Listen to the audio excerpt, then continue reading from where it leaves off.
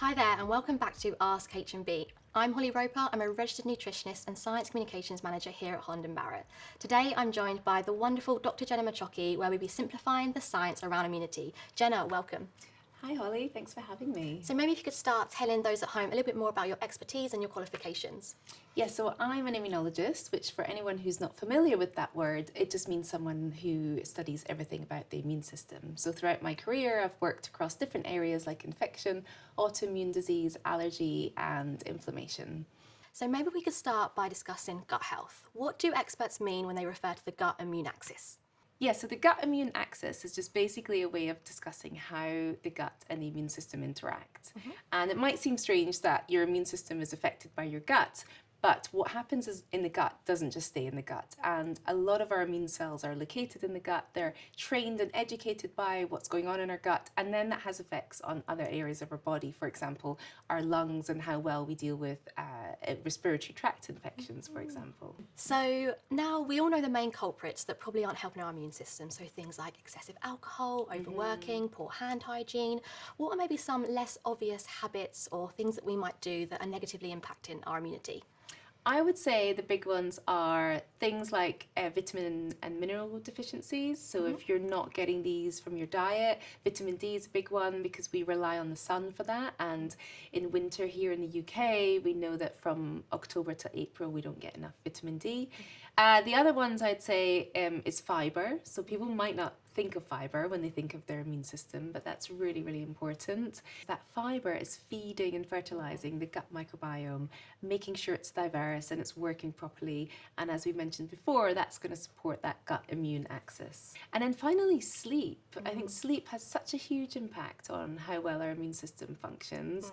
And again, it's something that's kind of easily overlooked. Amazing. So you mentioned fibre there. So actually, how important is diversity and variety in our everyday food choices for the whole family when it comes to looking after our immune system? It's really important, right from kids up to your grandparents. We should all be trying to consider that diversity of plants in our diet. And I think it's important to remember that we don't just mean fruits and vegetables, but it's the whole spectrum of different plants. And that can be, nuts and seeds, herbs and spices, even things like adding more beans to meals. I think these are really, really important. And we do have evidence now. This isn't just feeding and fertilizing the gut microbes, but it's having a positive effect on our immune system, and that's helping to keep us well. Amazing. So when we talk about all these different changes that we can make in our diets, one thing we discussed in our last episode was the importance of accessibility and affordability and being quite realistic with these sustainable changes. So what are some of your favourite immune supporting tweaks that you like to make when you're cooking for your family at home? I always try and think about colour, so bringing in a whole variety of colour. So when I'm going shopping, trying to mix up my fruit and veg that I buy so that you have those different colours to put on your plate. Eat the rainbow. Yeah, eat the rainbow. It's a really kind of easy metric just to have, and particularly for my kids, I try and get them involved in making meals, and sometimes that means they're a little bit more open to trying new things as well.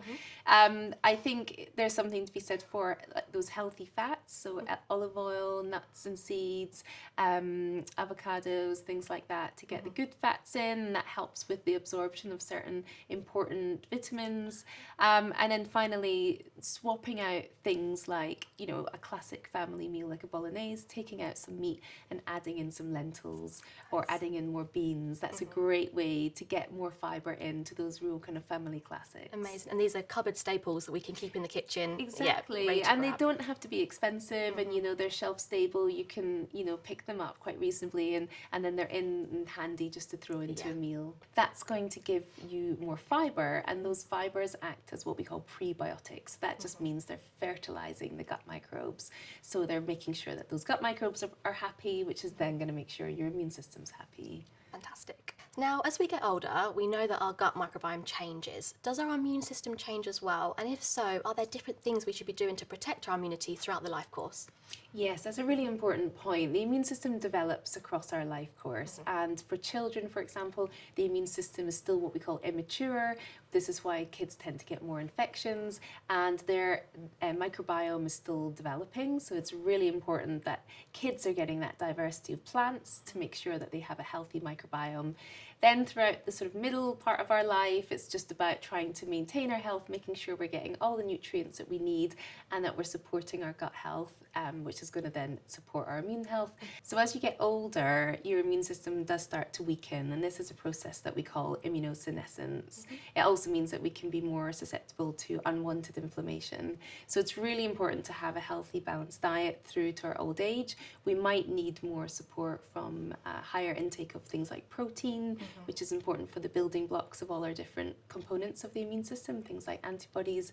There may be certain vitamins and minerals that we need to supplement with because our digestion's not as good as it used to be, and it's still going to be really important to look after that gut health and make sure that we're feeding and fertilizing our gut microbes. Amazing. So I'm really hearing that the immune system is a lifelong project that we need to work on. Yes. And not just when we get cold and flu. Exactly, yeah. But I guess actually moving on to when we do unfortunately come down with cold or flu, maybe a member of our family brings it home from work or from school. Yeah. What can we do to maybe feel a little bit better during those times? So the first thing I always say to people is that the two main things is rest and time.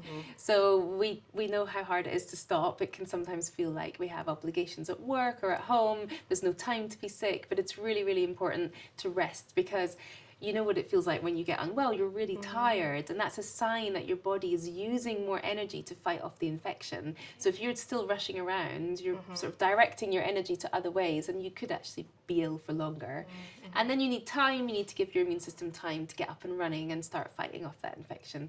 And then in addition to that, I think you just need to do little things that make you feel better. So make yourself something really nourishing to eat. If you don't have much of an appetite, just try smaller meals more frequently, soothing things like soups that can, you know, be warming and help with some of the congestion, or if you have a sore throat. And then add in all those lovely things that we know are great for the immune system when you're sick. So ginger and turmeric and honey, these are great things to have. And then finally, I think, you know, supplements, things like vitamin C and zinc, these can be quite useful when you do fall sick, because we know that your immune system's using more of them. So there is some evidence that supplementing with these upon the onset of symptoms can be useful to get you back feeling well soon. So looking after yourself, listening to your body, Yeah. and not feeling guilty for taking rest. Exactly. Yeah. Love that. Thank you so much, Jenna, for joining us today. You've given us loads of food for thought. Oh, thank you for having me. I hope everyone found it useful and learnt some tips and tricks to look after their immune system. Fantastic. And thank you for watching.